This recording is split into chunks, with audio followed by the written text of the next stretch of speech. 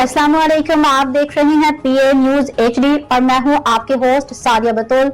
शामिल करते हैं आज की अहम खबरें। खबर शामिल करते हैं पाकिस्तान अराई न्यूज़ के ब्यूरो चीफ मियां नदीम जिला जंग से।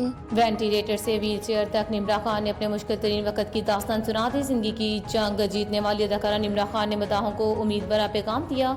जिंदगी की जंग जीतने वाली पाकिस्तान की मरूफ अदाकारा निम्रा खान ने मदाहों के लिए उम्मीद भरा पैगाम दिया। निम्रा खान ने सोशल मीडिया पर शेयर किए गए अपने पैगामात में कहा कि मैं सिर्फ सेहतयाब होने के लिए नहीं लड़ी बल्कि ज़िंदगी के लिए लड़ी थी। 4 दिन वेंटिलेटर पर, 19 दिन कोमा में और 3 साल व्हील चेयर पर गुजारे। इन्होंने कहा कि कुछ लम्हात ऐसे भी आए जब ज़िंदगी का बोझ नाकाबिल बर्दाश्त महसूस होता था, लेकिन अल्लाह ने कभी मेरा साथ नहीं छोड़ा।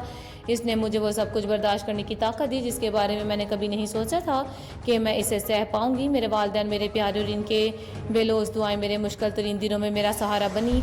अदाकारा का कहना था कि आज मैं अपने जख्मों की निशानात को गम के साथ नहीं देखती, मैं इन्हें इस बात के सबूत के तौर पर अपने साथ रखती हूँ कि अल्लाह की रहमत हर मुश्किल से कहीं ज़्यादा बड़ी है और यह कि तारीख तरीन रातों के बाद भी उस ज़िंदगी की एक खूबसूरत नई शुरुआत लिख सकता है।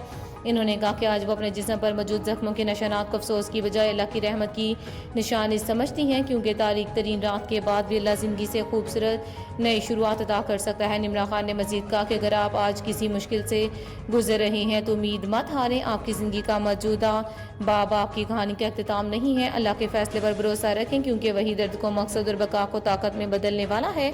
आखिर में अदाकारा निम्रा खान ने लिखा कि अल्हम्दुलिल्लाह, ज़िंदगी ने मुझे दूसरा मौका दिया है।